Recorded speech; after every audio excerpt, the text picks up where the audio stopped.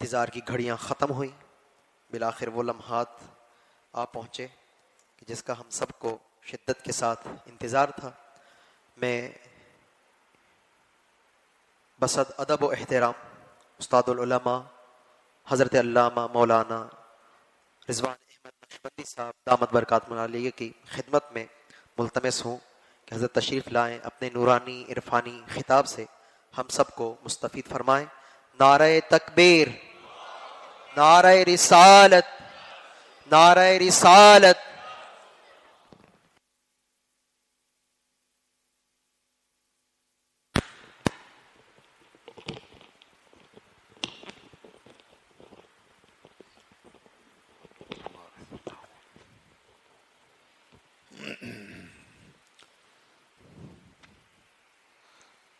بسم اللہ الرحمن الحمد للہ رب العالمین والصلاة والسلام علی سید الانبیاء والمرسلین وعلی آلہ وصحبہ اجمعین۔ جزاک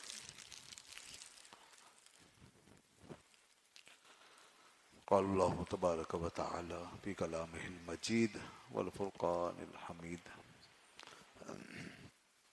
قل ان کنتم تحبون اللہ فاتبعونی یحببکم اللہ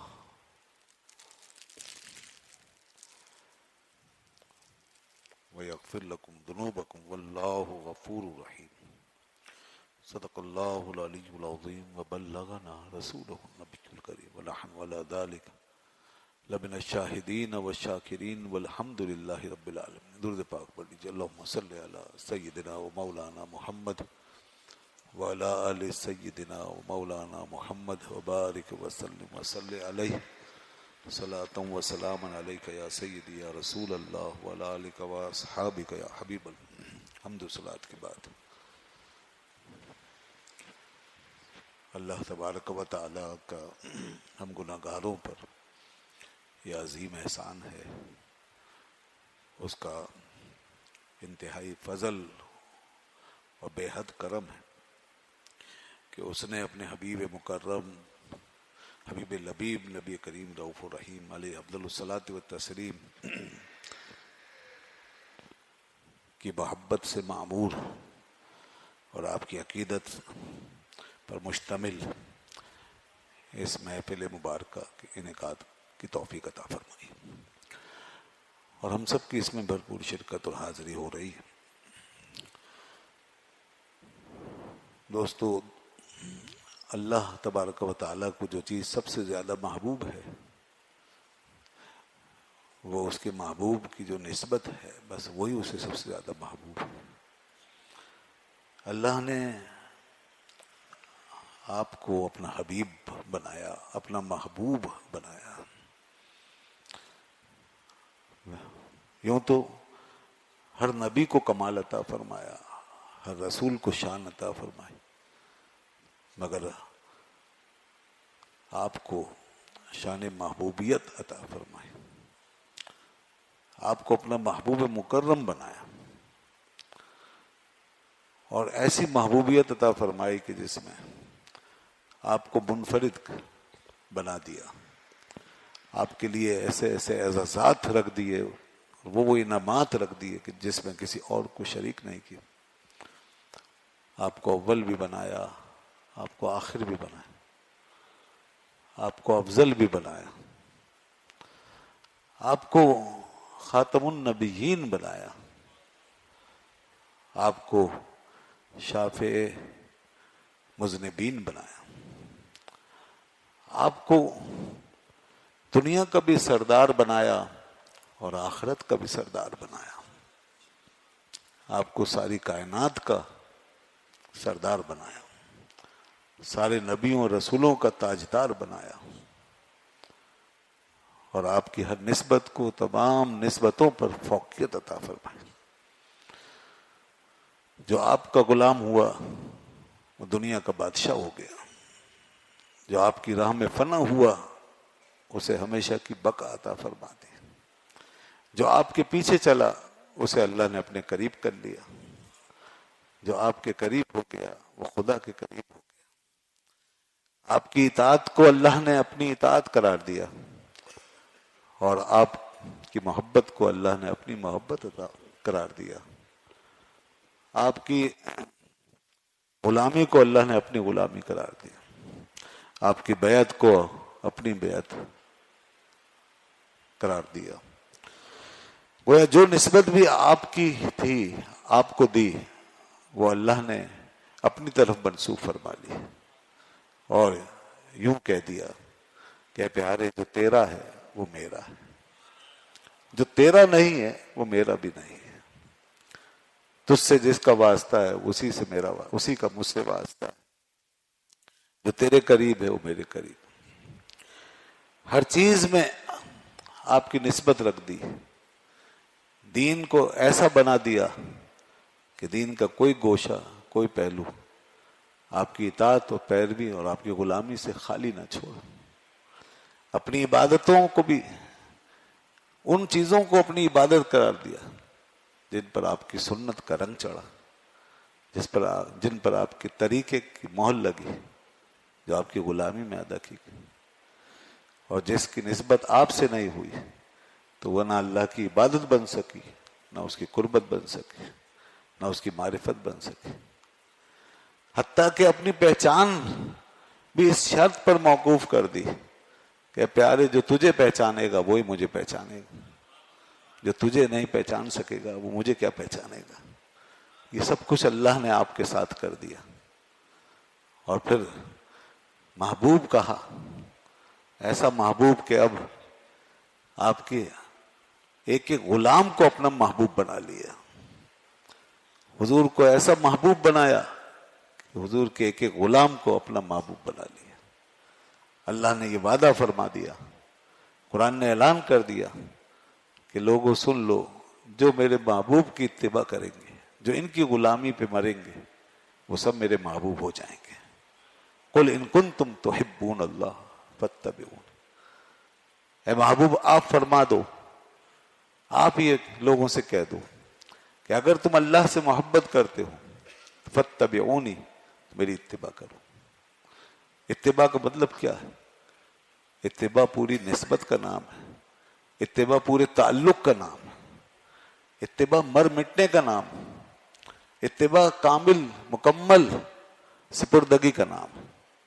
جب کوئی اپنے آپ کو کسی کے حوالے کر دے اور کسی کے پیچھے پیچھے ہو جائے اور اس بات کی پرواہ نہ کرے کہ میں کہاں جا رہا ہوں، مجھے کہاں لے جایا جا رہا ہے اور مجھ سے کیا کروایا جا رہا ہے، جب کوئی اس طرح کسی کے پیچھے چلنے لگ جائے اور آنکھ بند کر لے اور اپنے آپ کو حوالے کر دے، تو یہ اتباع ہے۔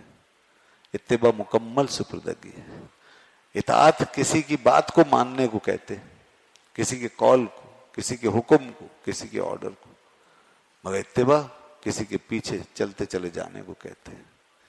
جیسے کہ اعلیٰ حضرت نے کہا، انہیں جانا، انہیں مانا، نہ رکھا غیر سے کام، للہ الحمد میں دنیا سے مسلمان گئے۔ اتباع یہ ہے کہ جو آپ نے فرما دیا بس وہ ہم نے مان لیا، جو آپ نے کر دیا وہ ہم نے اختیار کر لیا، جو آپ نے دے دیا وہ ہم نے لے لیا، جس سے آپ نے روک دیا اس سے ہم رک گئے۔ ما آتاکم الرسول فخذوہ وما نہاکم عنہ فانتہوا، جو کچھ یہ رسول تمہیں دیں وہ لے لو، اور جس سے روک دیں اس سے رک جاؤ۔ یہ اتباع ہے۔ جب کوئی میرے محبوب کے ساتھ اپنے آپ کو اس طرح جوڑ لے اور اپنے آپ کو ان کے پیچھے پیچھے اس طرح لے آئے گا تو اللہ فرماتا ہے یحببکم اللہ، یعنی وہ میرے محبوب کا ہو گیا۔ اے لوگوں، اگر تم اللہ سے محبت کرتے ہو، اللہ سے محبت کا مطلب کیا؟ کہ اگر تم اللہ کے بننا چاہتے ہو، اللہ والے ہونا چاہتے ہو اور اللہ کے قریب ہونا چاہتے ہو تو فاتبعونی، اے محبوب اس طرح تیری غلامی میں آ جائیں، تیرے پیچھے پیچھے چلے آئیں، تو پھر انہیں یہ دعویٰ کرنے کی ضرورت نہیں کہ یہ اللہ سے محبت کرتے۔ اللہ تعالیٰ خود اپنی طرف سے اعلان فرماتا ہے یحببکم اللہ، اللہ خود ان سے محبت کرنے لگ جائے گا، اللہ خود ان کو اپنے قریب کر لے گا، اللہ خود ان کے قریب آ جائے گا اپنی رحمتوں کے ساتھ۔ اللہ جب محبت کرے گا، محبت کرنے والا مائل ہوتا ہے، محبت کرنے والا قائل ہوتا ہے، مائل ہوتا ہے، سائل ہوتا ہے، قریب جاتا ہے، قریب ہوتا ہے، آگے جاتا ہے، محبوب کی طرف بڑھتا ہے، محبوب سے دل لگاتا ہے۔ اللہ فرماتا ہے تم بس ایک کام کر لو، میرے محبوب کی غلامی میں ڈھل جاؤ، پھر اللہ کی رحمتیں خود تمہاری طرف مائل ہو جائیں گی، اللہ کا قرب خود تمہارے قریب آ جائے گا، اور خدا کے محبتوں کے دروازے خود بخود تمہارے لیے کھل جائیں گے۔ پھر تمہیں اور کچھ نہیں کرنا، کوئی اور سرٹیفکیٹ نہیں چاہیے، کوئی اور تمہیں سند نہیں چاہیے، کوئی اور تمہیں ڈگری نہیں چاہیے، کسی اور چیز کی ضرورت نہیں، بس یہی سرٹیفکیٹ کافی ہے، یہی ڈگری کافی ہے، یہی سند کافی ہے کہ تم میرے محبوب کے غلام بن گئے۔ یہی ایک معیار ہے۔ فرمایا یحببکم اللہ، جب ایسا ہو جائے گا تو اللہ تمہیں خود محبوب بنا لے گا۔ تو دیکھیے محبوب کی بات تھی، اس لیے محبت کی زبان میں جواب دیا، اجر کی بات نہیں کی۔ اجر تو ہے ہی ثواب تو ہے ہی جنتیں تو ہے ہی، مگر چونکہ بات محبوب کی ہے تو اس لیے محبتوں کے رشتے کو بیان کیا۔ تم میرے محبوب کے غلام بنو، اجر و ثواب تو تمہارا ہے ہی ارے اس سے بھی بڑھ کر میں تمہیں دے رہا ہوں، چونکہ محبوب کے غلام بنے اس لیے میں تم سے محبت بھی کروں گا۔ محبت بہت بڑی چیز ہے، اللہ محبت کرے بندے سے، اور کیا چاہیے؟ بندہ محبت کرے، سارے بندے محبت کرتے ہیں، دعویٰ کرتے ہیں، یہاں تک کہ مسلم غیر مسلم سب اللہ سے محبت کا دم بھرتے ہیں، سب محبت کی بات کرتے ہیں۔ آج جو نہیں مانتے، جو دین اسلام میں داخل نہیں ہے، وہ بھی اللہ کو مانتے ہیں۔ سنیے یہ بات بڑی اہم ہے۔ بعض لوگ بعض چیزوں کو بنیادیں بنا کر کے پوری عمارت کھڑی کر دیتے ہیں اور اپنے تئیں دین کی تفہیم شروع کر دیتے ہیں۔ نہیں، بہت دنیا میں ہر طرح کے لوگ ہیں، ہر طرح کے مذہب ادیان موجود ہیں، ازم موجود ہیں، سب اللہ کو مانتے ہیں۔ ہندو بھی کسی نہ کسی شکل میں، کسی نہ کسی روپ میں اللہ کا قائل ہے، عیسائی بھی خدا کے قائل ہے، یہودی بھی اللہ کا نام لیتے ہیں، سکھ مت کے ماننے والے بھی خدا کا نام لیتے ہیں، جین مت کے ماننے والے بھی خدا کو مانتے ہیں، بدھ مت کے ماننے والے بھی خدا کی بات کرتے ہیں، شنٹو مت بھی خدا کی بات کرتے ہیں، کنفیوشس بھی خدا کی بات کر کے گیا تھا، سارے جتنے بھی ہیں۔ مگر غور کریں کہ یہ سب کرتے رہیں خدا کی بات، بلکہ اگر یہ اس راستے میں بات کرتے کرتے مر بھی جائیں اور اپنا سب کچھ قربان بھی کر دیں اور اللہ کی محبت میں، اس کے دعوے میں اپنا سب کچھ فنا بھی کر دیں، تو بھی اللہ ان سے محبت تو کجا راضی بھی نہیں ہوگا۔ راضی ہونا تو دور کی بات ہے، اللہ ان کی طرف مرنے کے بعد ایک نظر رحمت کی بھی نہیں ڈالے گا، ان کے لیے کوئی ایک رحمت کا دروازہ بھی نہیں کھولے گا۔ دنیا میں تو مادی نعمتیں رحمتوں سے لطف اندوز ہو جائیں گے، اس کا قانون الگ ہے، مگر مرنے کے بعد کوئی اس کی رحمت و مغفرت کا دروازہ نہیں کھلے گا۔ یہ ان کا حال ہے۔ مگر ادھر دیکھو، جس نے انہیں جانا انہیں مانا، نہ رکھا غیر سے کام۔ کوئی ایک کہیں بھی پڑا ہوا بسا ہوا شخص اگر اس نے انہیں جانا انہیں مانا، اللہ کے محبوب کو مان لیا، حضور کا کلمہ پڑھ لیا اور پھر حضور کی اتباع میں ڈھل گیا، تو سبحان اللہ، اس کے لیے رب ذوالجلال نے کتنا بڑا اعلان فرما دیا کہ رحمت و بخشش تو ہے ہی اس کا حق۔ اللہ فرماتا ہے یہ اب اس مقام پہ پہنچ گیا، اس نے میرے محبوب کو مانا، محبتوں کے سلسلے میں داخل ہو گیا، یہ رحمتوں بخششوں سے گزرتا ہوا محبتوں کے سلسلے میں داخل ہو گیا اور محبوب کے دامن سے لپٹ گیا۔ تو اللہ فرماتا ہے یحببکم اللہ، لوگوں سن لو، جو محبت کے سلسلے میں آ گیا، جو میرے محبوب سے وابستہ ہو گیا، تو ان کے لیے تو میں نے محبت ہی رکھی ہے، ان کے لیے میں نے محبوبیت رکھی، محبوب کی وجہ سے ان کو محبوبیت عطا کی ہے، لہذا وہ میرے محبوب بنیں گے، وہ میرے محبوب کہلائیں گے۔ یحببکم اللہ، ان کو اللہ محبوب بناتا۔ اب دیکھیے اس محبوبیت کی شان، یہ اسی محبوبیت کی شان ہے، یہ حضور کا صدقہ، حضور کی محبوبیت کبریٰ کا صدقہ، محبوبیت مطلقہ کا صدقہ ہے. ایسی محبوبیت کسی کو نہیں ملی. بے شک اللہ نے اپنے ہر نبی سے محبت کی, ہر رسول سے محبت کی, مگر محبوبیت کبریٰ کا منصب آپ ہی کو دیا. محبوبیت مطلق آپ کو عطا فرمائی. یہ محبوبیت کبریٰ کیا ہے؟ اللہ اللہ. ذرا غور کریں کہ اسی وجہ سے جب اللہ نے امت دی تو ایسی امت دی کہ اس پر محبت کی مہر لگا کے خیر امم بنا دیا, خیر امم بنا دیا. یہ محبوبیت کا رنگ ہے, یہ محبوبیت کا فیضان ہے. جب اصحاب دیے تو ایسے اصحاب کہ سبحان اللہ, اگر کسی ایک کو کھڑا کریں تو خدا کا ایسا مقرب بن کے نکلتا ہے. کسی ایک صحابی کا نام لیں تو اتنی بلند منزلوں پر فائز ہے کہ پہلے ساری امتوں کے جتنے اصحاب ہیں, ساری امتوں کے جتنے اصحاب ہیں, ان سب کو بھی جمع کرو اور حضور کے ایک صحابی کو ایک جگہ رکھو اور باقی سارے اصحاب کو دوسری جگہ رکھو, تو حضور کا ایک صحابی ساری امت کے سارے اصحاب پر غالب آ جاتا ہے. وہ ایک ہی محبوبیت میں اتنا بڑا ہوا, ایک ہی اتنا بڑا ہوا کہ ساری امتوں کے سارے اصحاب مل کر بھی اس کے ہم وزن نہ ہو سکے. اللہ نے اپنے حبیب کو گھرانہ دیا تو ایسا گھرانہ کہ سبحان اللہ, کیونکہ محبوبیت کبریٰ کا معاملہ ہے تو سارے انبیاء کے گھرانوں کو جمع کرو, سب کے اہل بیت اطہار کو اکٹھا کرو اور حضور کے اہل بیت کو جمع کرو. حضور کے اہل بیت کے صرف ایک فرد کو رکھو اور آپ کی لخت جگر سیدہ زہرا کو ہی لو. لخت جگر آپ کی وہ بیٹی, وہ جنت کی عورتوں کی سردار, وہ سیدہ کائنات, ان کی کیا شان ہے. اگر صرف ایک سیدہ زہرا کو لیں اور باقی ساری انبیاء اور مرسلان اعظام کے گھرانوں کو لیں تو یہ ایک بیٹی رسول پاک کی لخت جگر سارے انبیاء کے اہل بیت پر فوقیت رکھے اور برتری لے جاتی ہے اور سب سے آگے محبوب خداوندی کے مرتبے پر پہنچتی ہے. اسی طرح اس امت کے علماء کو لیں اور مشائخ کو لیں. اس امت میں ایسے ایسے علماء اللہ نے پیدا کیے, ایسے ایسے علم والے کہ اگر اس امت کے کسی ایک برگزیدہ عالم کو لیں اور ساری امتوں میں سے سب علماء کو اٹھائیں, پچھلے سارے علماء کو اٹھائیں اور اس کے ایک عالم کو اٹھائیں تو وہ ایک عالم ساری امتوں کے سارے عالموں پہ بھاری نکلے.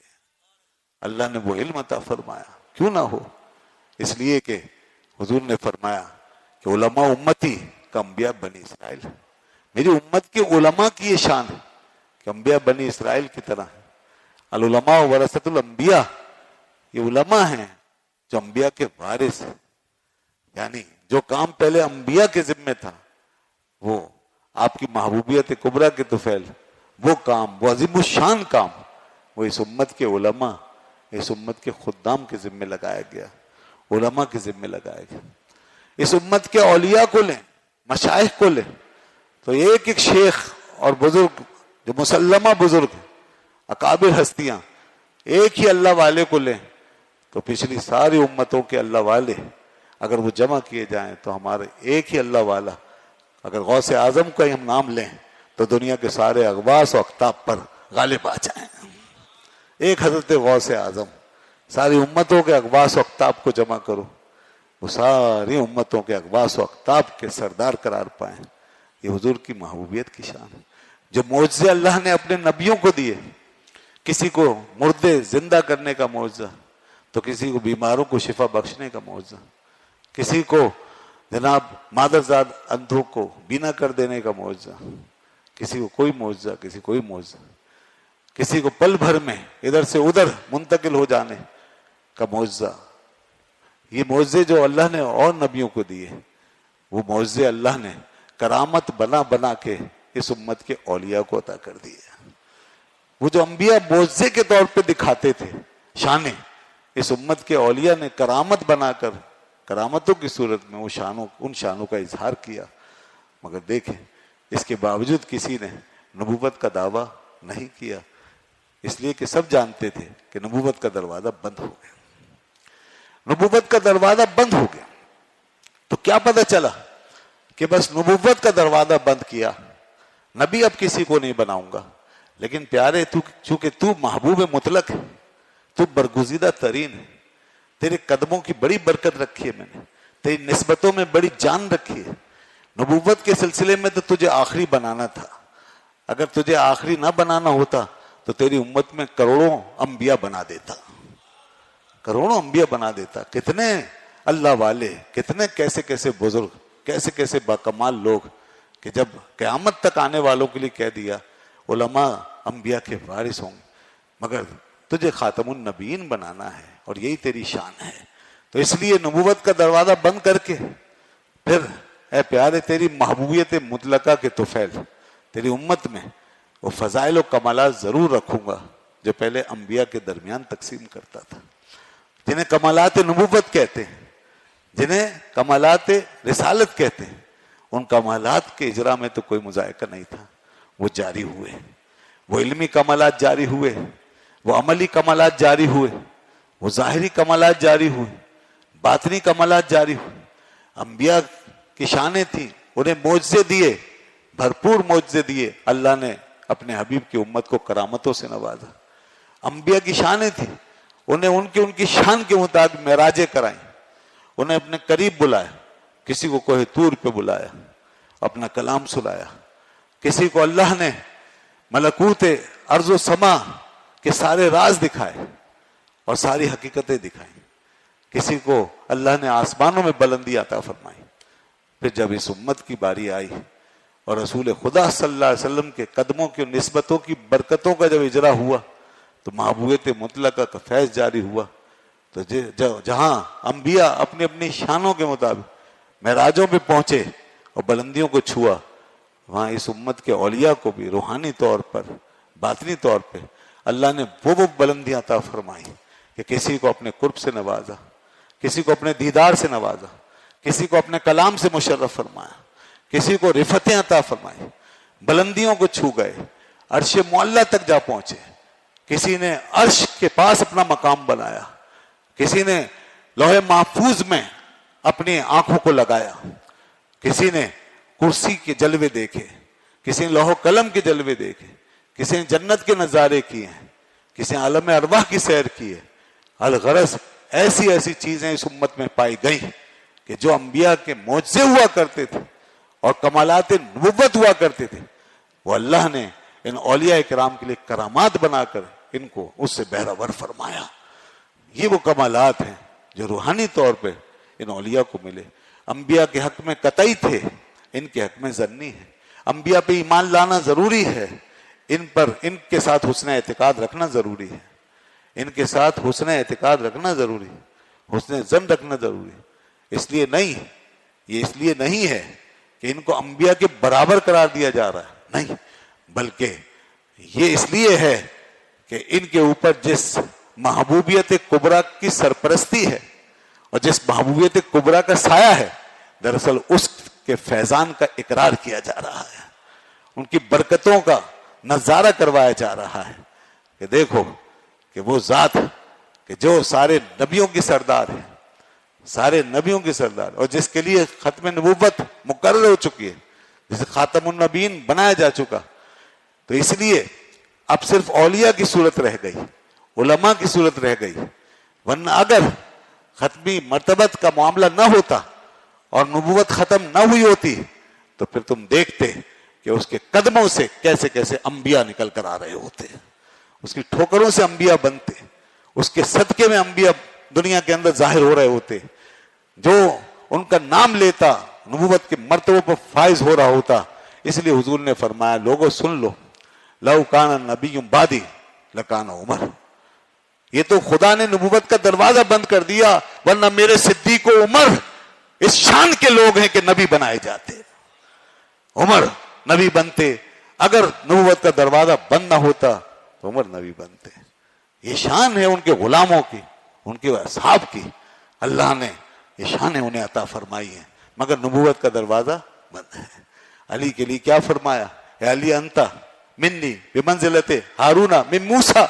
اے علی تم میرے لیے آج ایسے ہو جیسے ہارون علیہ السلام موسیٰ کے لیے تھے. جب موسیٰ علیہ السلام گئے تو حضرت ہارون علیہ السلام کو اپنا نائب بنا کر گئے. مگر آگے بتا دیا کہ لوگوں کہیں غلط فہمی میں نہ پڑ جانا کہ میں نے علی کے لیے نبی کی مثال دی تو کہیں کوئی علی کو نبی نہ بنا دے. تو فرمایا مگر سن لو میرے بعد نبوت کا دروازہ بند ہو گیا, میرے بعد نبوت کا دروازہ بند ہو گیا. ہاں مگر تم اس شان سے میرے یہاں پائے جاتے ہو, میری امت میں شامل ہو کہ تم نبیوں کی مثال بن سکتے ہو. نبیوں کی مثالیں بنی, انبیاء کی مثالیں بنی. کیوں بنی؟ اس لیے کہ قل ان کنتم تحبون اللہ فاتبعونی, فاتبعونی کی مہر جو لگی ہوئی, یحببکم اللہ کا جو ایوارڈ اللہ نے اعلان کر دیا کہ جو تیری غلامی کرے گا میرا محبوب بن کے اٹھے گا, میں اس سے محبت کروں گا. جس سے اللہ محبت کرے اللہ وہ پھر کہاں سے کہاں پہنچ سکتا ہے. یہی بات تو حضرت شیخ ابن عربی رحمۃ اللہ علیہ نے لکھی ہے. اس کا ادراک اگر کیا ہے تو ہمارے صوفیہ نے کیا, ہمارے بزرگوں نے کیا ہے. انہوں نے یہی لکھا ہے کہ نبوت کا دروازہ بند ہے مگر کمالات نبوت کا فیض جاری ہے. نبوت کی مثالیں جاری ہیں, اور جو ذمہ داریاں تھیں نبیوں کے کندھے پہ تبلیغ کی, علمی اور عملی خدمات کی, وہ ذمہ داریاں جاری ہیں, وہ قیامت تک چلتی رہیں گی. دین کی تجدید ہوتی رہے گی, دین کو زندہ کرنے والے آتے رہیں گے اور کمالات نبوت سے فیضیاب ہوتے رہیں گے. انبیاء کی معراجوں کے طفیل معراجیں پاتے رہیں گے, ان کی نبوتوں کے نقوش قدم پر قدم رکھ کر ولایت میں راسخ ہوتے رہیں گے. بھلا دیکھیے نا, یہ بات کون کہہ سکتا ہے؟ یہ حضور کا غلام ہی کہہ سکتا ہے. فاتبعونی کی شان پر جو پورا اترے وہی کہے گا. جب حضرت شیخ عبد القادر جیلانی رضی اللہ عنہ فرماتے تھے کہ لوگوں ہماری ولایت کا یہ حال ہے, وَإِنِّي عَلَىٰ قَدَمِ النَّبِيِّ بَدْرِ الْكَمَالِ لِكُلِّ وَلِيٍّ لَهُ قَدَمْ وَإِنِّي عَلَىٰ قَدَمِ النَّبِيِّ بَدْرِ الْكَمَالِ. ہر ولی کے لیے کسی نہ کسی نبی کا قدم. اس کا کیا مطلب ہے؟ ہر ولی کسی نہ کسی نبی کے قدم تک پہنچا ہوا کہ قدم نبوت پیچھے جو نقش چھوڑتا ہے, ہر قدم کے پیچھے نقش رہ جاتا ہے. جب بھی کوئی قدم اٹھتا ہے پیچھے نقش ہوتا ہے. قدم نبوت کے پیچھے جو نقش ہوگا وہ ولایت کا نقش ہوگا. تو ہر ولی کسی نہ کسی نبی کے قدم پر ہے. اس کا مطلب یہ ہے کہ نبی نے قدم آگے رکھا, نبوت کے مقام پر پہنچا, تو جو نقش پیچھے چھوڑا اس پر میری امت کا ولی بنا, اس نقش پہ میری امت کے ولی بنے. اور اپنے لیے فرمایا انی علی قدم النبی بدر الکمال, اور میں جس نبی کے قدم پر ولی بنا ہوں وہ تو بدر الکمال, سرور دو عالم, نور مجسم, عقائد و عالم حضرت محمد مصطفیٰ صلی اللہ علیہ وسلم میرے جد اعلیٰ ہیں کہ ان کے قدم پر مجھے قدم ولایت, نقش ولایت عطا فرمایا گیا ہے. وَإِنِّي عَلَىٰ قَدَمِ النَّبِيِّ بَدْرِ الْكَمَالِ. یہ سب باتیں آئی. حضور نے فرمایا, کسی صحابی کے لیے فرمایا تمہاری مثال موسیٰ علیہ السلام جیسی ہے, کسی کے لیے فرمایا تمہاری مثال ابراہیم علیہ السلام جیسی ہے, کسی کے لیے فرمایا تمہاری مثال نوح علیہ السلام جیسی ہے, اور حضرت علی کے لیے فرمایا علی تیری مثال عیسیٰ علیہ السلام جیسی ہے. تم میری امت میں عیسیٰ علیہ السلام کی طرح ہو کہ جس طرح عیسیٰ علیہ السلام کے ساتھ معاملہ ہوا, حالات گزرے, ایسے ہی علی تمہارے ساتھ بھی ایسا معاملہ ہوگا. پھر کچھ اس کی تشریح فرمائی, تو میں اس تفصیل میں نہیں جا رہا. میں جس چیز کو فوکس کر رہا ہوں وہ یہ کہ دیکھو محبوبیت کبریٰ کے طفیل کیا کیا احساسات اس امت کو نصیب ہوئے, کیا کیا انعامات اس امت کو نصیب ہوئے. وہ ایک بزرگ کشمیر میں تشریف لائے تھے, اللہ کے برگزیدہ بندے. یہاں پر ایک بادشاہ نے چیلنج کر دیا تھا, ایک واقعہ ہے کتابوں میں لکھا ہوا ہے. تو اس شخص نے, بادشاہ نے, جو کافروں کا بادشاہ تھا, اس نے چیلنج کر دیا. اور یہ بزرگ ہمدان سے یہاں آئے ہوئے سیدی علی ہمدانی رحمۃ اللہ علیہ اس وقت یہاں پر جلوہ گر تھے. ادھر اس نے چیلنج کیا ہوا لوگوں کو, وقت کے سارے لوگوں کو, کہ بھائی تم مسلمان بات کرتے ہو کہ تمہارے نبی وہ سارے نبیوں سے افضل ہیں, سارے پیغمبروں سے افضل, یہاں تک کہ عیسیٰ علیہ السلام سے بھی افضل ہیں. تو وہ چونکہ عیسائی تھا اور اس کی قوم بھی عیسائی تھی, تو اس نے کہا کہ تمہارے نبی نے کتنے مردہ زندہ کیے ہیں, ہمارے نبی کے بارے میں تو دیکھو تمہاری کتاب بھی کہتی ہے کہ مردوں کو زندہ کرتے تھے. وحی الموتا، قرآن پاک میں کئی جگہ آیا کہ میں مردوں کو زندہ کرتا ہوں باذن اللہ، اللہ کے اذن سے. تو ہمارے نبی نے مردے زندہ کیے. تمہارے نبی کے بارے میں کہاں آتا ہے کہ انہوں نے بھی کوئی مردہ زندہ کیا؟ تو یہ چیلنج کیا. لوگ سب پریشان ہو گئے کہ یہ کیا کہہ رہا ہے، اس کو کیا جواب دیں، کہاں سے جواب دیں. اللہ اللہ، اس امت کے اولیاء کی شان دیکھیے. یہ ہے انبیاء کے قدموں کا صدقہ، یہ ہے حضور کی محبوبیت کبریٰ کا فیض. میں نے کہا نا، جو کمال نبوت کا تھا اللہ نے اس کمال کا پرتو اس امت کے ولیوں کو بنایا اور وہ عکس ان پہ ڈالا. ابھی یہ دعوے چل رہے تھے، یہ چیلنج گردش کر رہا تھا. قریب تھا کہ لوگ فتنے میں پڑ جاتے اور بادشاہ بپھر جاتا اور سب کو قتل کر دیتا. وہ غصے سے بے چتاب کھا رہا تھا اور بدلہ لینا چاہتا تھا کہ ان کو اسی بات پر قتل کروں اور ان کا کام تمام کروں تاکہ یہ جو ہمارے یہاں تبلیغ ہو رہی ہے اسلام کی بند ہو. بس یہ بات ہو رہی تھی، دربار میں ماحول گرم تھا اور وہ بپھر کے بول رہا تھا کہ کہاں بولو تمہارے جواب دینے والے، بتاؤ تمہارے نبی نے کتنے مردہ زندہ کیے. اتنے میں لوگ لکھتے ہیں کہ سیدی علی حمدانی جو ہیں وہ وہاں تشریف لے آئے. سیدی علی حمدانی وہاں تشریف لے آئے اور دربار میں پہنچ گئے. بادشاہ جس وقت للکار رہا تھا اس وقت ایک درویش فقیر منش بوریا پہنا ہوا، عجیب حال، مسافرت کی حالت، وہ دربار میں داخل ہو رہا تھا اور اپنا عصا ٹھونک کر زمین پر بڑے اعتماد کے ساتھ بادشاہ کی آنکھوں میں آنکھیں ڈال کے کہنے لگا، ہاں ہاں اس امت میں بھی مردے زندہ کرنے والے موجود ہیں. تو نبی کی بات کرتا ہے، ہمارے پیغمبر کی بات کرتا ہے. سن، حضور کی شان تو بہت بڑی ہے، یہ حضور کا غلام ہے، غلاموں کا غلام ہے، تیرے سامنے کھڑا ہے. بتا کتنے مردے زندہ کروانے ہیں، کتنے مردے زندہ کروائے گا؟ آج تیری آنکھوں کے سامنے زندہ کر کے دکھاؤں گا. اگر تو کہے تو سارا قبرستان اٹھا دوں. بادشاہ نے کہا یہ کون؟ بس جناب پھر سب کے سب کھڑے ہوئے اور کہا چلو دکھاؤ ذرا کیا دکھاتے ہو. چنانچہ جس قبر پہ کھڑے ہوئے حضرت حمدانی، اس قبر سے باقاعدہ مردہ کھڑا ہو کر کے اللہ اکبر کہہ رہا ہے، لا الہ الا اللہ کہتا ہوا کھڑا ہو رہا ہے. اس قبر پہ باقاعدہ وہ جا کے کہتے قم باذن اللہ، مردہ کھڑا ہو جاتا. جس قبر پہ گئے کھڑا کر دیا. کتنے مردوں کو زندہ کر دیا. فرمایا بول کیا سارے قبرستان کو ہی کھڑا کر ڈالوں. تو یہ ہیں اولیاء امت، یہ ہیں اس امت کے غلام، حضور کے غلام، حضور کے چاہنے والے، حضور کے نام پر مر مٹنے والے اور اتباع میں ڈھل جانے والے، جن کو یحببکم اللہ کی مول لگ گئی. اللہ نے انہیں شان عطا فرما دی. ان کے لیے کوئی چیز اللہ نے پھر ناممکن نہیں رکھی. انہوں نے لاکھوں کروڑوں، بھائی جناب دیکھیے، پتھروں کو چیر دینا یہ بھی ایک بات ہے، ہواؤں میں اڑ جانا یقیناً ایک بات ہے، اور اسی طرح بے شمار خوارق یہ تو ظاہر ہوتے ہی رہے.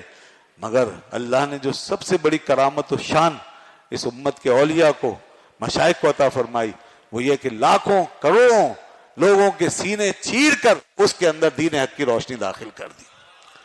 اس دین حق کو بچانے والے، پھیلانے والے، پہنچانے والے یہی اولیاء اللہ ہیں.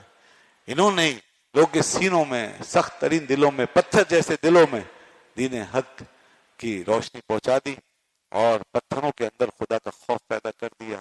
ان بزرگوں کی شانیں تھی، اسی لیے ان کو ورثۃ الانبیاء کہا گیا. تو یہ محبوبیت کبریٰ رسول اللہ صلی اللہ علیہ وسلم کی محبوبیت ہے. اللہ نے آپ کو محبوب بنایا، ایسا محبوب بنایا، ایسی شانیں دی کہ ان شانوں کا کہیں اینڈ نظر نہیں آتا، کوئی اختتام نظر نہیں آتا، کوئی سرا نظر نہیں آتا. قیامت تک حضور کی شانیں ظاہر ہوتی رہیں گی، حضور کے جلوے جگمگاتے رہیں گے. اللہ تعالیٰ ہر چیز میں دکھائے گا، دیکھنے والے دیکھتے چلے جائیں گے. حضور کا ذکر فرمایا ہم نے آپ کا ذکر آپ کی خاطر بلند کر دیا. یہ بلندیاں ہمیشہ ظاہر ہوتی رہیں گی، پتہ چلتا رہے گا. چاہے کوئی کچھ بھی کرتا رہے، گستاخی کرے، بے باکی کرے، کوئی کارٹون بنائے، خاکے بنائے، وہ خود خاک میں ملے گا، تباہ ہوگا، برباد ہوگا. لیکن حضور کا ذکر کبھی ختم نہیں ہو سکے گا، حضور کا ذکر نہیں مٹے گا. رسول اللہ صلی اللہ علیہ وسلم کی امت کو کوئی ختم نہیں کر سکے گا. جو دین آپ لے کر آئے اس دین کو کوئی مٹا نہیں سکے گا. جو کتاب آپ نے ہمیں عطا فرمائی اس کو کوئی بدل نہیں سکے گا. اس کو کوئی بدل نہیں سکے گا. یہ سلسلے قیامت تک جاری و ساری رہے گا یوں ہی. ان کا چرچا رہے گا. بڑے خاک ہو جائیں جل جانے والے, چمک تجھ سے پاتے ہیں سب پانے والے, میرا دل بھی چمکا دے چمکانے والے. یہ ہے حضور کی شان.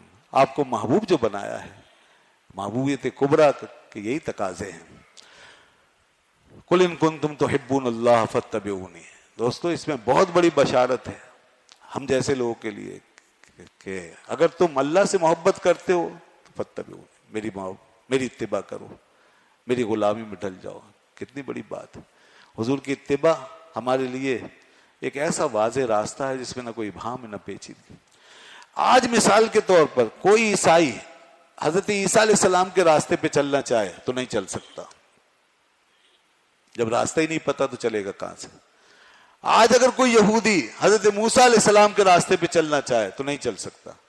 راستہ ہی نہیں پتا تو چلے گا کہاں. کوئی اور دنیا میں جتنے مذاہب ہیں اگر اپنے اپنے مذہب کے جو ہیروز ہیں ان کے راستے کو اپنانا چاہیں تو نہیں اپنا سکتے.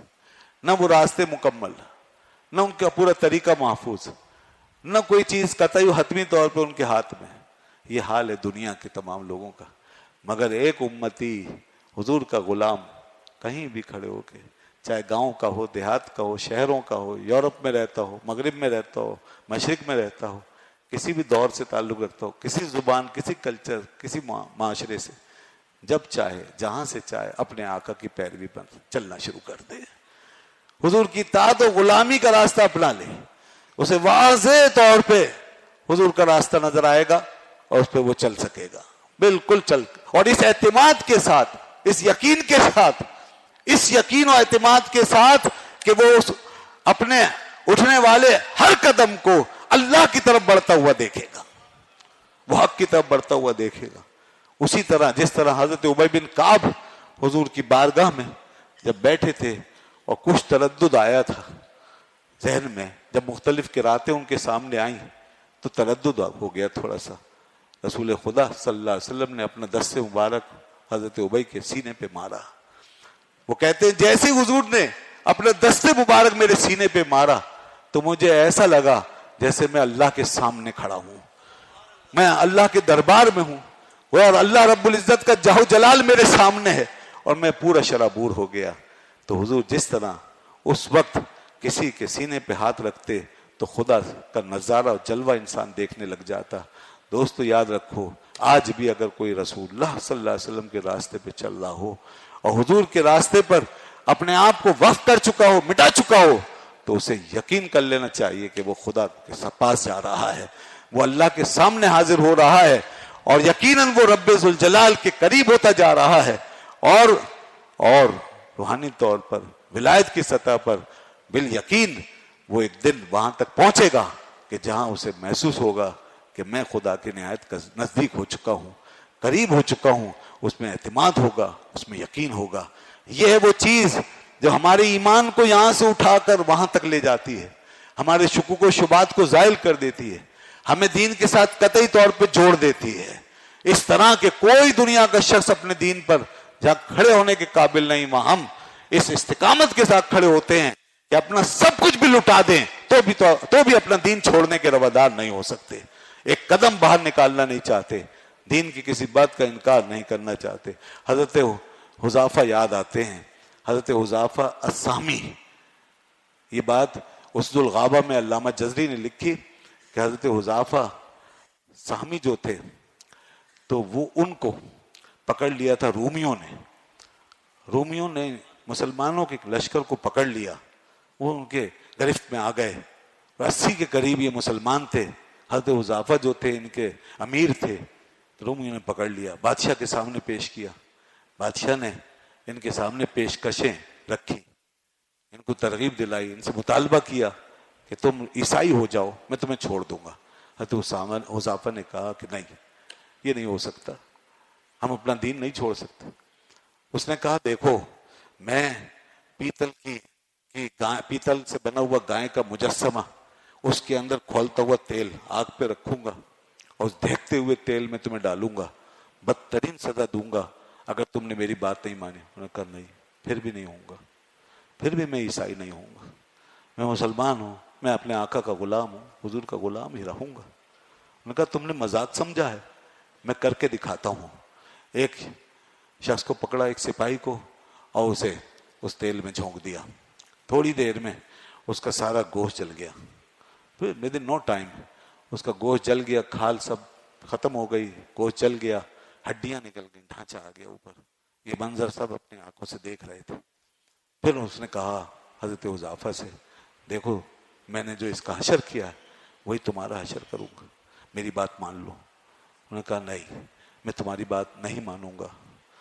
اس نے کہا دیکھو تم اگر میری بات مان لو گے تو تمہارے فائدے ہیں, میں اپنی لڑکی تک تمہارے نکاح میں دے دوں گا اور آدھی سلطنت کا تمہیں مالک بنا دوں گا. انہوں نے کہا نہیں, میں ایسا نہیں کر سکتا, میں اپنے نبی کو نہیں چھوڑ سکتا, میں اپنے دین سے منہ نہیں موڑ سکتا.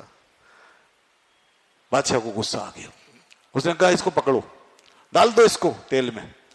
چنانچہ سپاہیوں نے پکڑا اور جیسے ہی پکڑ کر لے جانے لگے تو وہ رونے لگے. تو سپاہیوں نے دیکھا کہ رو رہا ہے, درباریوں نے دیکھا رو رہا ہے, تو بادشاہ سے سفارش کی. بادشاہ سے کہا کہ حضور یہ تو رو رہا ہے, یہ پگھل گیا, یہ ڈر گیا, اس کو آپ معاف کر دیں, یہ مان جائے گا.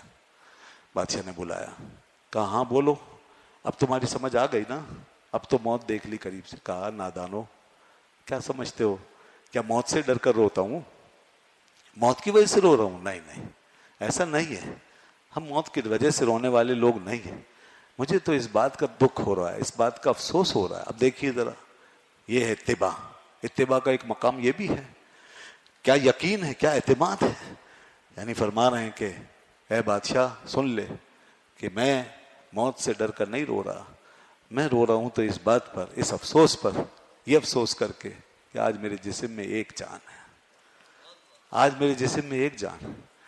تو مجھے اس بات پہ رونا آ رہا ہے کہ ایک ہی جان قربان کر کے جاؤں گا اپنے آقا کے نام پر, حضور کے نام پر, ایک ہی جان قربان کر کے. کروں کیا کروڑوں جہاں نہیں ہے, کروں تیرے نام پہ جاں فدا, نہ بس ایک جاں دو جہاں فدا, دو جہاں سے بھی نہیں جی بھرا میرا, کروں کیا کروڑوں جہاں نہیں.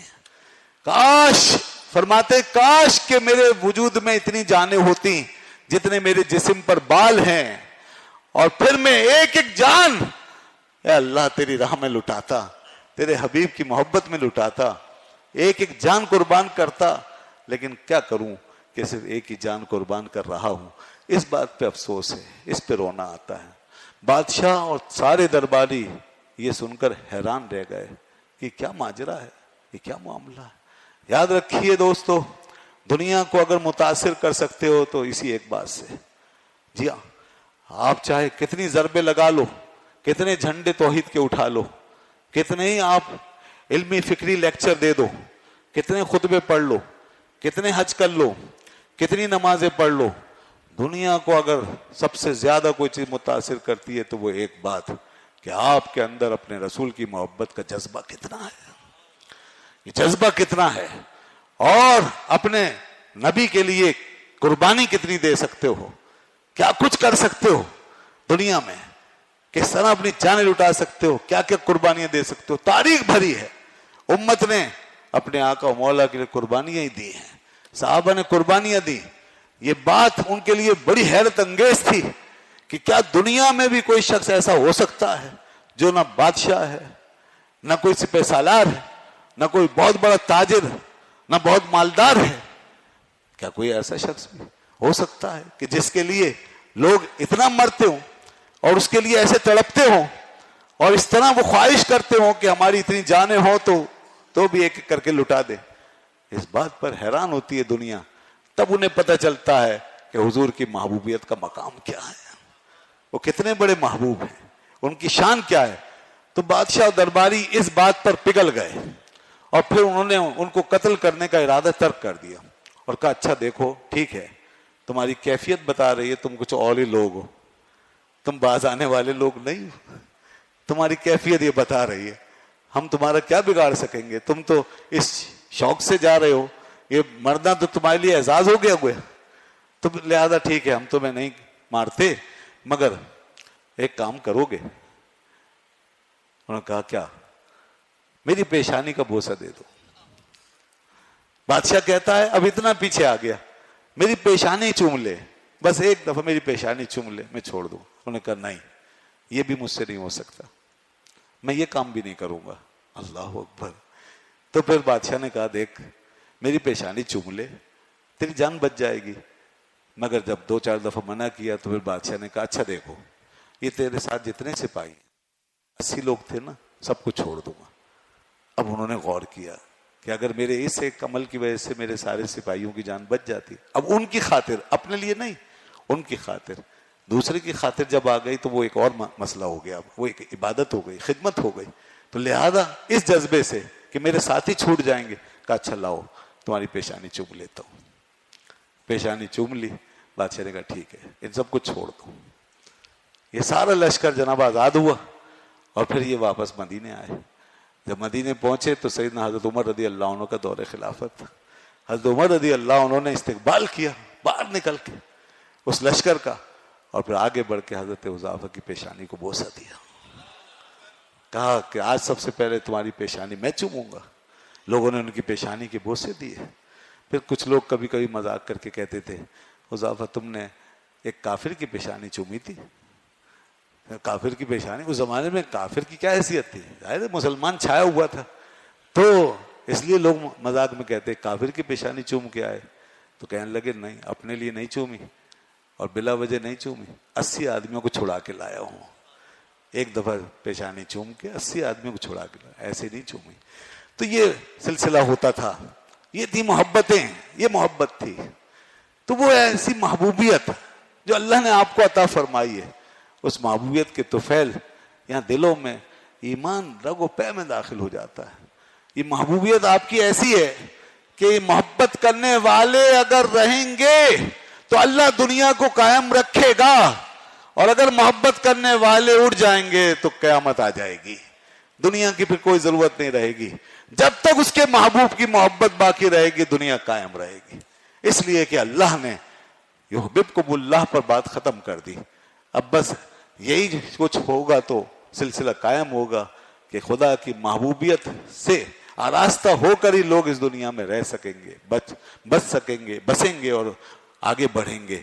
اور اگر یہ چیز نہیں تو پھر مسلمان نہیں, راک کا ڈھیر ہے. بجھی عشق کی آگ اندھیر ہے, مسلمان نہیں, راک کا ڈھیر ہے. اگر مسلمان کے سینے سے یہ محبت, یہ محبوبیت نکل گئی تو کچھ نہیں بچے گا. زبان نے کہہ بھی دیا لا الہ تو کیا حاصل, دل و نگاہ جو مسلمان نہیں تو کچھ بھی نہیں. تو دوستو یہ ہے. تو کیا کہا علامہ اقبال نے کہ یہ سارا آسمان جو ہے یہ کیا ہے. فرماتے ہیں حضور کی شان تو یہ ہے کہ پوری کائنات پر چھائی ہوئی آپ کی ذات ہے, اس کائنات سے بھی ماورا. اور یہ آسمان جو ہے یہ ایک بلبلا کی طرح ہے, اور حضور کی ذات سمندر کی طرح ہے, اور یہ تیرے محیط میں حباب, یہ اس طرح ہے جیسے تیرے محیط میں ایک حباب ہے. لوح بھی تو, قلم بھی تو, تیرا وجود الکتاب, گنبد آبگینہ رنگ, تیرے محیط میں حباب. اور شوق اگر تیرا نہ ہو, میری نماز کا امام, میرا قیام بھی حجاب, میرا سجود بھی حجاب. اور شوکت سنجر و سلیم, تیرے جلال کی نمود, فقر جنید و بایزید, تیرا جمال بے نقاب. اور کیا کہ خوب کہا کہ تیری نگاہ ناز سے دونوں مراد پا گئے, تیری نگاہ ناز سے دونوں مراد پا گئے. عقل غیاب و جستجو, عشق و حضور, عشق حضور و اضطراب, سب کو جو کچھ ملا حضور کے صدقے میں ملا. عقل وہی مراد کو پہنچی جس نے آپ کو پایا, اور عشق اور محبت کی دنیا بھی وہی مکمل ہوئی جو آپ سے متعلق ہو گئی, جو آپ کی بارگاہ تک پہنچ گئی. جو سلسلے آپ تک پہنچ گئے وہی مراد پا گئے, ورنہ عقل بھی بھٹکتی رہی, عشق بھی گمراہ ہوتا رہا. سب چیزیں بیکار ہیں, نہ عقل کام آئے گی نہ عشق. عقل یہ دماغ کا فعل ہے, عشق قلب کا فعل ہے. یہ دونوں ہی انسان کے سب سے اعلیٰ عمدہ پارٹ, اسی پہ انسان کھڑا ہے. مگر ان دونوں کو جھکایا ہے حضور کی ذات کے آگے. اس عقل کو جھکایا, اس عشق کو جھکایا, اور ان کو جوڑا وہاں سے. اس لیے وہاں ساری خوبیاں رکھی, سارے جمال رکھے, ساری رانائیاں رکھی. دنیا میں جتنے بھی عقلی معیار پائے جا سکتے ہیں مسلمہ جو واقعی معیار ہوں, تو یاد رکھو اس کے لیے تسلی تشفی کا سامان حضور کی ذات میں موجود ہے. کوئی ایسی بات جو عقلی معیار سے متعلق ہو اور حضور کی ذات میں نہ ہو نہیں سکتا. عقل کے ہر معیار پہ حضور کی بات پوری ضرور اترے گی, ان کا فعل ان کا کام ضرور اترے گا. اور ایسے ہی عشق و محبت کی دنیا میں جہاں جہاں آدمی کا دل مائل ہو سکتا ہے, جس سے محبت کر سکتا ہے, جس کی طرف مائل ہو سکتا ہے, جس کو بھی آپ حسن کہیں, جس کو بھی آپ نظارہ کہیں, وہ ساری خوبصورتیاں وہ سارے نظارے حضور کی ذات میں رکھے. تو عقل کے لیے سارے پیمانے آپ کی ذات کو عطا کیے اور دلوں کے لیے سارے حسن و جمال کے نظارے آپ کی ذات میں بسائے. اس لیے اب قیامت کے دن نہ کسی عقل کے لیے کوئی حجت, عقل کے پاس کوئی حجت, نہ کسی دل کے پاس کوئی حجت, نہ اس کے پاس کوئی عذر نہ اس کے پاس کوئی عذر. ہر عقل سے یہی سوال ہوگا کہ تو میرے محبوب کے بارے میں کیوں غافل رہی, اور تیری سمجھ میں میرے محبوب کا پیغام کیوں نہ آیا. اور ہر دل سے یہ سوال ہوگا کہ تو میرے محبوب کے حسن و جمال سے کیوں بے پرواہ رہا, اور ان کے جمال جہاں آرا کی طرف مائل کیوں نہ ہوا. یہ اللہ نے حجت بنا دی ہے عقل کے لیے بھی اور دل کے لیے بھی.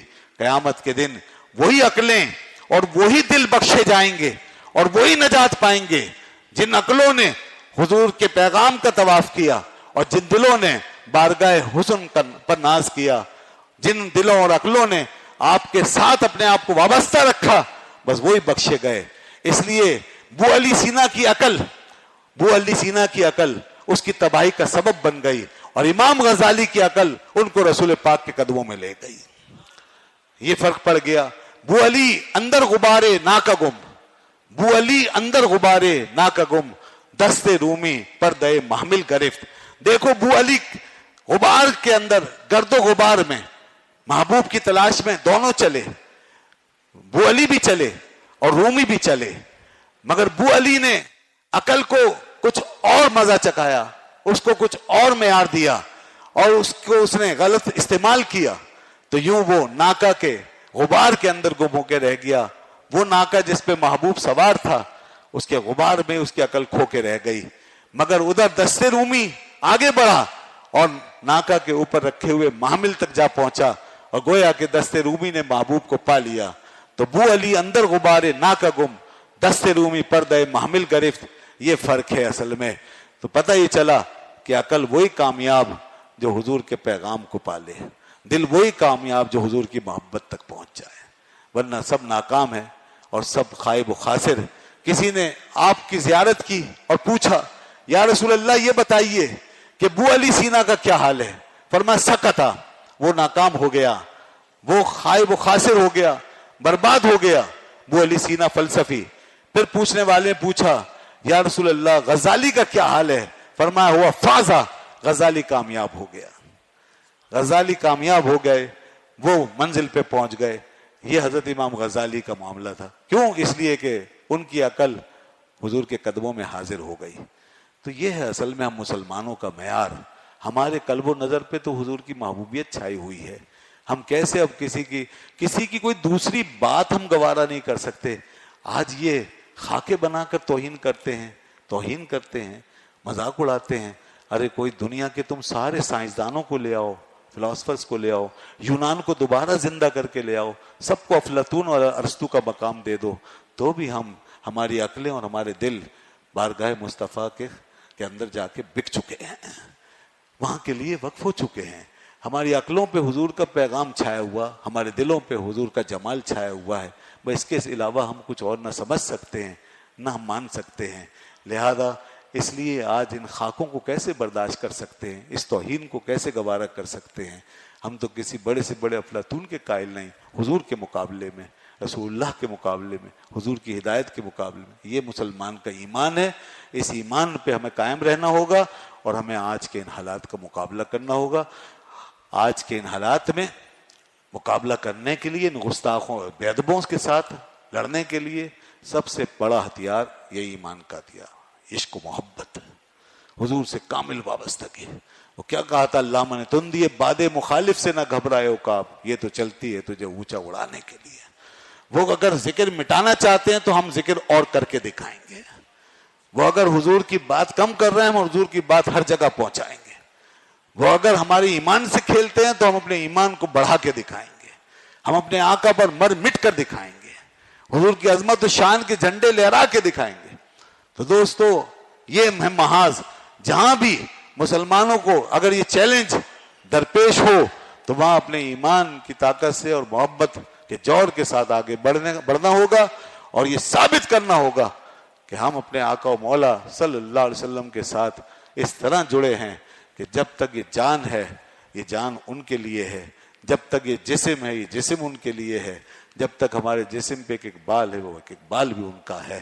ہمارا سب کچھ ان کا ہے، ہمارا اپنا کچھ نہیں، جو کچھ ہے اسی محبوب کا ہے. اور کیوں نہ ہو کہ جس کو بنا کے اللہ نے محبت کی، خدا خود اس کی طرف ان کی طرف مائل ہوا، اس کی رحمتیں جس کی طرف مائل ہوئیں، اس کی قربتیں جس کی طرف مائل ہوئیں، خدا کو خود جس سے پیار ہوا، جس سے محبت ہو گئی. جب خالق کائنات بے نیاز ہو کر اسے اپنا محبوب رکھتا ہے تو ہم تو ہیں ہی مخلوق، ہم کیوں نہ ان سے محبت کریں. اس لیے جب وہ اللہ کے محبوب ہیں تو ساری کائنات کے محبوب ہیں.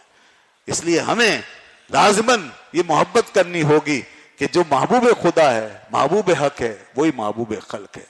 اس لیے خیرہ نہ کر سکا مجھے جلوہ دانش فرنگ، سرما ہے میری آنکھ کا خاک مدینہ و نجف. سرما ہے میری آنکھ کا خاک مدینہ و نجف. انہیں معلوم نہیں کہ ہم اس محبت میں کتنے اندھے ہیں. اس محبت میں ہم اندھے ہیں، ہماری عقلیں قربان ہو چکی، ہمارے دل ہماری روحیں فدا ہو چکی ہیں. ہم اس محبت میں اتنے اندھے ہیں کہ ہم حضور کے مقابلے میں کوئی چیز دیکھ ہی نہیں سکتے. ایک روایت میں آتا ہے، یہ بھی مستند واقعہ ہے، مسیلمہ کذاب نے ایک شخص کو بلایا، حضور کے ایک صحابی کو. یہ مسیلمہ کذاب کون ہے؟ جس نے نبوت کا دعویٰ کیا.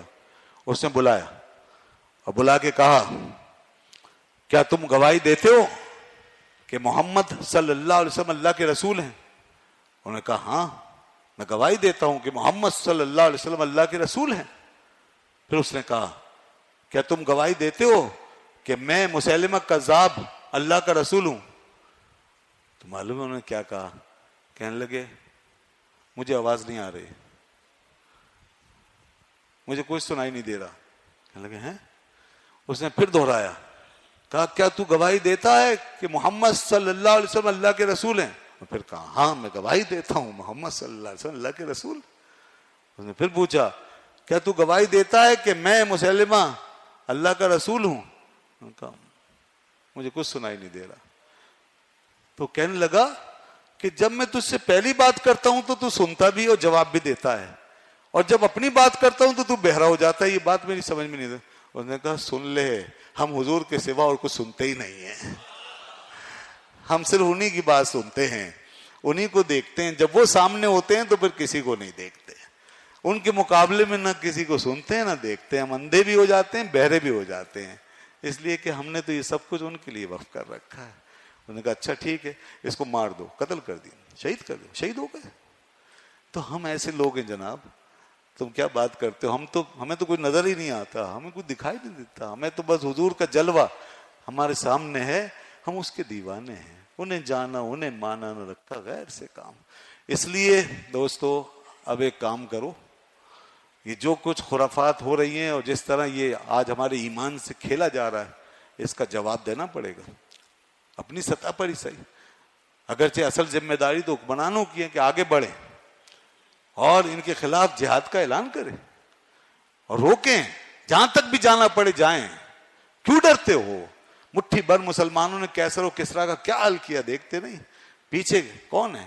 اور پھر جب ان پہ مر مٹنے کی بات ہے تو پھر کچھ نہیں بچا کے رکھنا ہے. یہ حکومتیں سلطنتیں کس لیے ہیں؟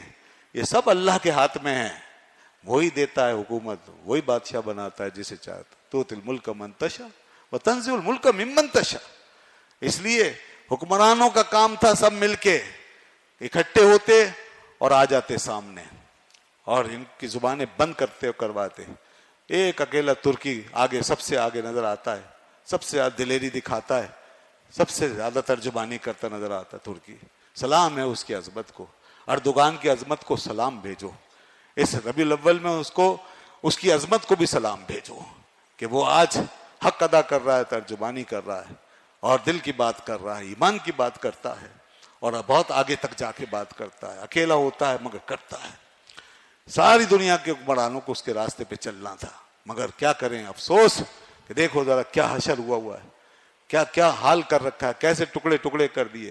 اب بھی یہودیت نوازی ہو رہی ہے, اب بھی کس طرح غیروں کے قریب ہوتے جا رہے ہیں. انہی دشمنوں کا قرب حاصل کر رہی ہے ایک دنیا, مسلمان کہلانے والے, اسلامی دنیا, جن کو دنیا آئیڈیل سمجھتی ہے, وہ دوسروں کو اپنا آئیڈیل بنا کے چل رہے ہیں. یہ حال ہے. اور ترکی کہاں سے بول رہا ہے, پاکستان بھی یقیناً کچھ نہ کچھ بول رہا ہے, مگر صرف بولنے سے کام نہیں چلے گا, کچھ آگے بھی بڑھنا پڑے گا. ارے کم از کم ان کے سفیروں کو بلاؤ اور ان کو للکارو, کچھ کر کے دکھاؤ. ایک ہی بات ہمیشہ ہوتی رہے کہ سمجھائیں گے بتائیں گے, اس سے بات نہیں بنے گی. اور ان کو کیا سمجھائیں گے وہ سب جانتے ہیں, وہ تو ہمیں ٹیسٹ کر رہے ہیں, ہمیں چیک کر رہے ہیں. ہم انہیں کیا سمجھائیں گے, وہ ہمارے بارے میں ہم سے زیادہ جانتے ہیں کہ مسلمانوں کی کیا کیفیت ہے. وہ جان بوجھ کے چھیڑتے ہیں, ہم کیا سمجھائیں گے ان کو. لہذا ہمیں اب دکھانا پڑے گا. اب انہیں یہ سب کچھ تو سمجھ آ گئی جو ہم سمجھا رہے ہیں, جس طرح سمجھا رہے ہیں. اب ہمیں وہ کچھ سمجھانا چاہیے جو انہوں نے اب تک نہیں دیکھا, جو کتابوں میں لکھا ہوا ہے پرانا ہو گیا. اب وہ سمجھانا پڑے گا اور وہ کچھ دکھانا پڑے گا کہ یہ امت اپنے آقا کے لیے کہاں تک جا سکتی ہے. اور ہم آخری جو لائن ہے اس کو بھی کراس کرنے میں کوئی دریغ محسوس نہیں کریں گے اگر حضور کی عزت اور ناموس کا معاملہ ہوگا. حکمرانوں کو یہ پیغام پہنچانا چاہیے, حکمرانوں کو پہنچانا چاہیے اور ان کو بتانا چاہیے. اور ہمیں یہاں اپنی حدود میں رہتے ہوئے کم از کم یہ تو کر سکتے ہیں نا کہ آج کے بعد بائیکاٹ کریں, نفرت کا اتنا اظہار تو کریں. رسول اللہ صلی اللہ علیہ وسلم فرمایا 3 باتیں ہیں جب تک یہ اندر پیدا نہیں ہوں گی اس وقت تک ایمان کی حلاوت نہیں پا سکو گے. ثلاث من کن فیہ وجد حلاوت الایمان. جس نے 3 باتیں اپنے اندر پالی وہ ایمان کی حلاوت کو پالے گا, وہ ایمان کی حلاوت کو پالے گا. پہلی بات ان یکون اللہ ورسولہ احب الیہ مما سواہما, کہ اس کے نزدیک اللہ اور اس کے رسول سب سے زیادہ محبوب بن جائیں, یہ چیز سب سے زیادہ محبوب بن جائے. اور دوسری بات یہ ہے کہ جس سے بھی محبت کرے وہ اللہ کے لیے کرے, لا یحب الا للہ, جس سے بھی محبت کرے اللہ کے لیے کرے. اور تیسری بات یہ کہ وہ یکرہ ان یعود فی الکفر, اور کفر میں جانے کو ناپسند کرے, کفر میں لوٹنے کو ناپسند کرے. کما یکرہ ان یقذف فی النار, جیسے آگ میں ڈالے جانے کو ناپسند کرتا ہے. تو ناپسندیدگی بھی ایک چیز ہے. ہم ایمان کے مقابلے میں اور ادب کے مقابلے میں, محبت کے مقابلے میں جو چیز ظاہر ہو رہی ہے اس سے نفرت کا اظہار کریں. جتنی اس سے نفرت کا اظہار کریں گے اتنا ایمان سے زیادہ متعلق اور مضبوط ہوں گے, اتنا آپ کے اندر ایمان راسخ ہوگا. اور اب اس وقت اس نفرت کا ایک ہی طریقہ ہے کہ ایسے لوگوں کی تمام چیزیں, ان کے پروگرام, ان کی تمام فلمیں, گانے, باجے, ڈرامے, یہ وہ ساری چیزیں, ان کی تہذیب کی, ثقافت کی, ان کی پہچان کی, اس سے نفرت کا اظہار کریں اور ان کی مصنوعات کا بائیکاٹ کر کے ان کو معاشی نقصان پہنچائیں. یہ پوری دنیا میں یہ کام شروع ہو چکا. معاشی بائیکاٹ کریں, بالکل نہ لیں. جو فرانس کے آئٹم بنے ہوئے آ رہے ہیں بالکل چھوڑ دیں. مہم چلائیں پوری دنیا میں اور ان کو نقصان پہنچے اس چیز کا. جیسا کہ مسلمانوں نے ان کی لائف لائن کاٹی تھی تو پھر یہ ٹھیک ہوتے تھے. جب تک اس قوم کی لائف لائن نہیں کٹے گی, جب تک ان کے پیٹ پر لات نہیں پڑے گی, اس وقت تک یہ انسان نہیں بنیں گے. یہ حیوان ہیں, یہ جانور ہیں. یہ چاہے کتنے خوبصورت نظر آئیں, کتنے اسمارٹ, کتنے پڑھے لکھے, کتنے سویلائزڈ, یہ جب تک رسول اللہ کو نہیں جانتے حیوان ہیں. جب تک اس انسان کامل کو نہیں مانتے حیوان ہیں. اور حیوانوں کو اس طرح آزادی اور اس طرح ہر طرح کی منفعتوں کے ساتھ چھوڑ دینا خطرناک. دنیا میں اسی لیے آج تباہی مچی کہ حیوانوں کا دور ہے. مسلمانوں کے ہاتھوں سے لگام نکل گئی, حیوانوں کے ہاتھ میں چلی گئی, ان پڑھے لکھے حیوانوں کے ہاتھوں میں. کبھی ڈینمارک, کبھی ہالینڈ, کبھی جناب یہ فرانس اور کبھی کوئی ملک, یہ سب ہوتا رہتا ہے. کبھی قرآن پاک کی شان میں گستاخی, کبھی رسول معظم کی شان میں گستاخی, کبھی کوئی بکواس, کبھی کوئی. کیا بتائیے کہ یہ ہے فریڈم آف ایکسپریشن؟ یہ ہے آزادی رائے, اس کو کہتے ہیں آزادی اظہار.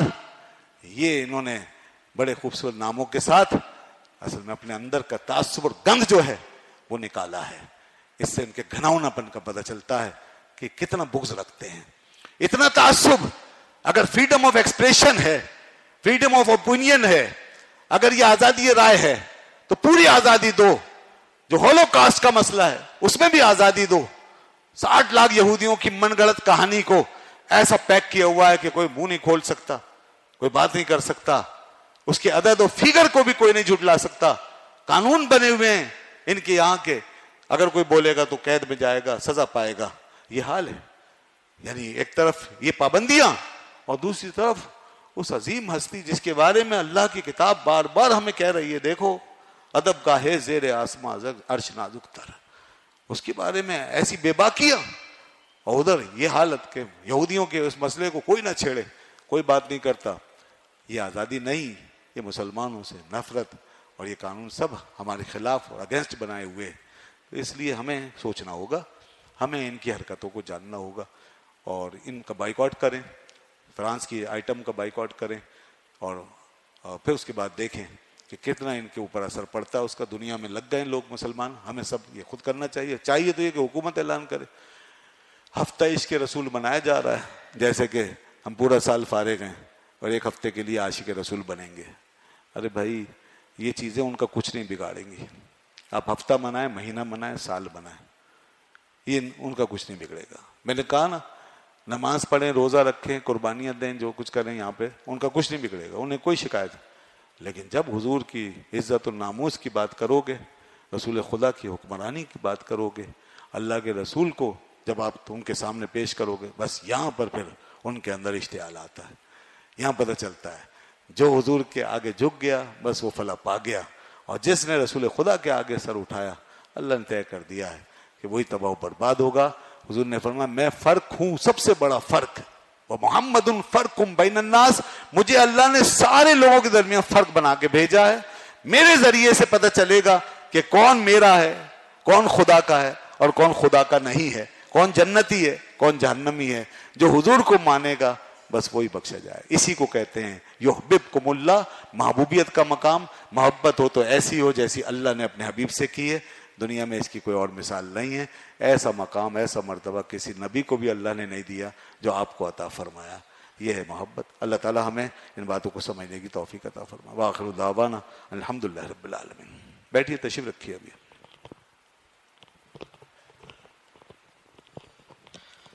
آپ حضرات اپنی اپنی جگہوں پر بیٹھے رہیں, انشاءاللہ تبرک تقسیم ہوگا. اور جس طرح آپ نے ابھی اس پروگرام میں بھرپور طریقے سے شرکت کی, محبت و عقیدت کا اظہار کیا, امید ہے کہ انشاءاللہ کل صبح کے جو پروگرام ہوگا, فجر کی نماز کے بعد ذکر ولادت شریف ہوگا, اس کے بعد پرچم کشائی اور پھر جلوس ہوگا, اور اس کے بعد پھر استاد العلماء حضرت علامہ مولانا رضوان احمد نقشبندی صاحب دامت برکاتہم عالیہ مزار شریف پر خصوصی دعا فرمائیں گے. آپ تمام حضرات بھرپور شرکت فرمائیے. صلی اللہ علیہ یا رسول اللہ وسلم علیک یا حبیب اللہ.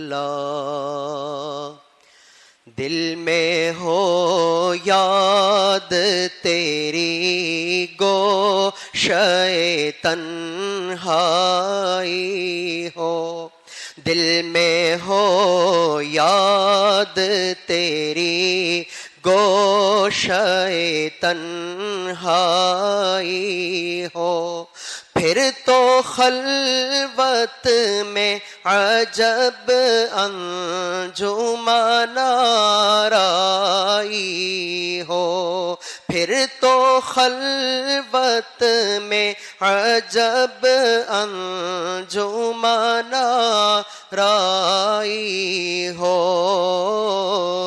دل میں ہو یاد تیری گوشے تنہائی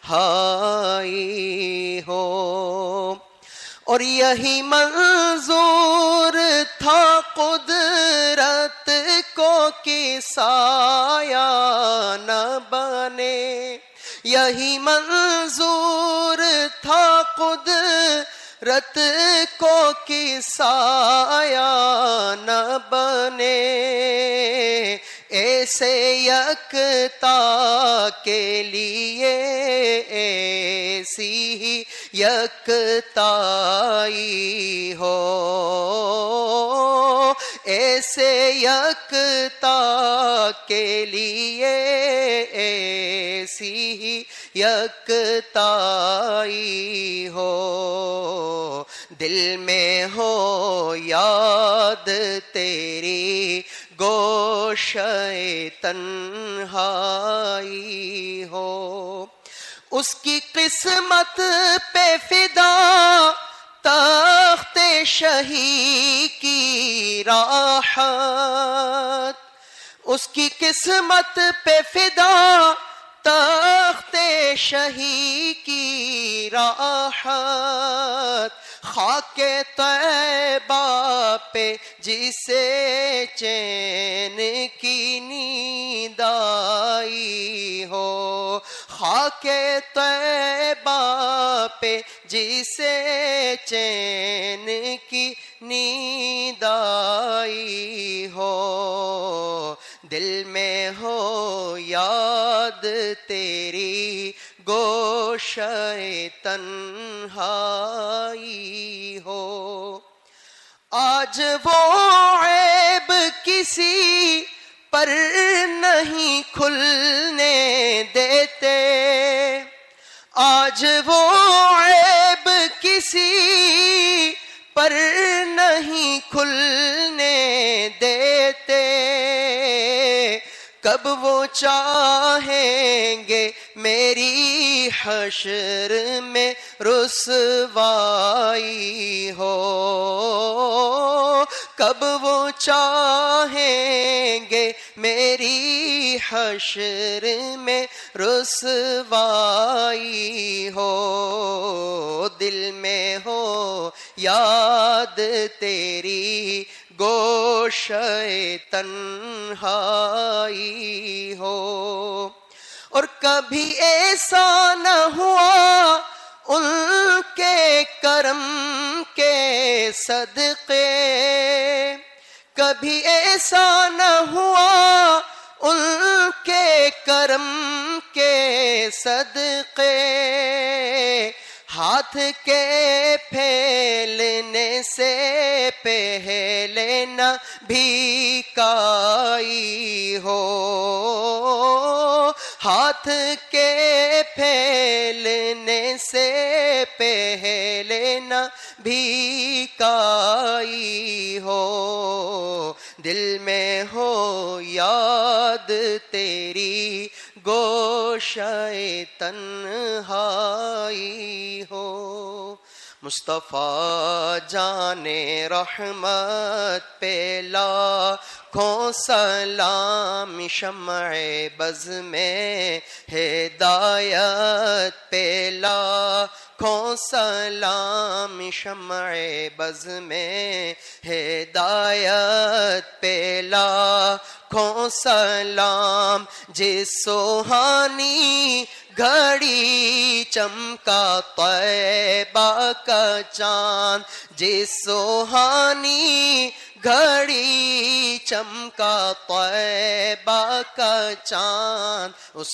دل افروز ساعت پہ لاکھوں سلام، کاش محشر میں جب ان کی آمد ہو اور بھیجے سب ان کی شوکت پہ لاکھوں سلام، تو مجھ سے خدمت کے قدسی کہے ہاں رضا، مجھ سے خدمت کے قدسی کہیں ہاں رضا، مصطفیٰ جان رحمت مت پہ لاکھوں سلام، شمع بز میں ہدایت پہ لاکھوں سلام۔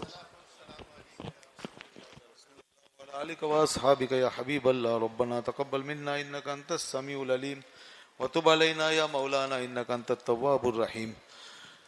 الہ العالمین مولا کریم یا ارحم الراحمین، جو ذکر خیر ہوا، جو محفل میلاد ہوئی ہے یا ارحم الراحمین، اس میں ہم سے جو کچھ بھی ہو سکا یا اللہ اس میں کوئی کوتاہی ہی رہ گئی اسے معاف فرما۔ الہ العالمین کو بے ادبی سرزد ہوئی ہو معاف فرما۔ یا اللہ تیرے محبوب کی شان کا حق ادا نہیں ہو سکتا ہے، مالک و مولا تو اپنے فضل و کرم سے قبول فرما۔ یا اللہ رحمان جس کی بھی حاضری قبول ہے اس کے صدقے میں سب کی حاضریاں قبول فرما۔ یا اللہ رحمان ہماری محبت عقیدتیں قبول فرما، اس میں اور دوام و استحکام عطا فرما۔ یا ارحم الراحمین اپنے محبوب کی سنت پر چلنے کی توفیق عطا فرما۔ یا اللہ اس پیغام کو عام کرنے کی توفیق عطا فرما، امت میں اتحاد و اتفاق پیدا فرما۔ یا اللہ اس محفل کے صدقے، میلاد کے صدقے میں، حضور کے روضے کے صدقے میں، حضور کی محبوبیت کے صدقہ و توفیل ہماری بیماریاں، تکلیفیں، پریشانیاں دور فرما۔ یا اللہ جو بھی پریشان حال ہیں سب کی پریشانیاں دور فرما۔ محمد فرحان، مسعود احمد صاحب ان کی دعا کریں، سلمان صاحب ان کے لیے دعا کریں۔ یا اللہ جو بھی ان کی پریشانی تکلیف ہے، صحت کا معاملہ ہے، سب کی پریشانیاں دور فرما، تکلیفیں دور فرما، آسانی فرما۔ سید حفصہ، شاہد سیٹھی ان کی دعا کریں، الہ العالمین کی مغفرت فرما، ان کے درجات بلند فرما۔ یا اللہ ان کے سیئات سے درگزر فرما، ہم سب کے مرحومین کی مغفرت فرما۔ یا ارحم الراحمین ہمارے جملہ مرحومین کی مغفرت فرما، ہم سب کو ایمان و عافیت کی زندگی، ایمان و عافیت پہ موت نصیب فرما۔ عالم اسلام کی مدد فرما، مسلمانوں کو غلبہ عطا فرما، کشمیر و فلسطین کو آزادی نصیب فرما۔ یا ارحم الراحمین مولا کریم بھارت کے مظلوم مسلمانوں کی مدد فرما۔ یا ارحم الراحمین یا اللہ رحمان یا رحیم حاضرین میں جو بھی نیک جائز تمنا مراد لے کر آیا سب کی مرادیں پوری فرما۔ یا ارحم الراحمین اس محفل پاک کے لیے، اس میلاد کے لیے یا اللہ جس نے بھی اہتمام کیا، انتظام کیا، شیرنی کا انتظام کیا اور جو بھی انتظام اہتمام ابھی کیا اور صبح کے لیے کیا، یا ارحم الراحمین یہ سب اپنی بارگاہ میں قبول فرما۔ یا اللہ ان کی جملہ مشکلیں آسان فرما، جو بھی نیک مقاصد کامیابی عطا فرما۔ جملہ حاضرین جنہوں نے دام دنوں میں قدم سخن جس طور پہ بھی حصہ لیا سب کی اس حاضری کو قبول فرما۔ یا ارحم الراحمین کرونا وائرس کی اس عذاب سے ہمیں محفوظ فرما۔ یا اللہ ان تکلیفوں سے بچا لے، ان آفتوں سے بچا لے، ان وباؤں سے بچا لے، اپنے حبیب کے صدقے میں جو بیمار ان شفا عطا فرما دے۔ یا ارحم الراحمین جو بھی کسی بیماری میں مبتلا ہے اسے شفا کاملہ عطا فرما دے۔ سب کی جان و مال عزت آبرو کی حفاظت فرما، سب کی جان و مال عزت آبرو میں برکت پیدا فرما، رزق حلال کی برکتیں عطا فرما، روزی روزگار کی برکتیں عطا فرما۔ جن کے جوان بچے بچیاں گھروں میں بیٹھے بے رشتہ ان کے لیے اسباب مہیا فرما۔ یا اللہ بے اولادوں کو اولاد نصیب فرما، یا اللہ بے روزگاروں کو روزگار عطا فرما، جن پہ قرضہ چڑھ گیا ہے ان کو قرضوں سے نجات عطا فرما۔ یا اللہ سب کے لیے اپنی رحمتوں کے دروازے کھول دے، اپنی بخششوں راحتوں کے دروازے کھول دے۔ یا اللہ دنیا میں سے لے کر آخرت تک، قبر تک، حشر تک ساری منزلیں آسان فرما دے۔ رب اغفر ورحم انت خیر الراحمین۔ ان اللہ وملائکتہ یصلون علی النبی یا ایھا الذین آمنوا صلوا علیہ وسلموا تسلیما۔ اللهم صل على سيدنا ومولانا محمد وعلى ال سيدنا ومولانا محمد وبارك وسلم وصل عليه۔ سبحان ربك رب العزة عما يصفون وسلام على المرسلين والحمد لله۔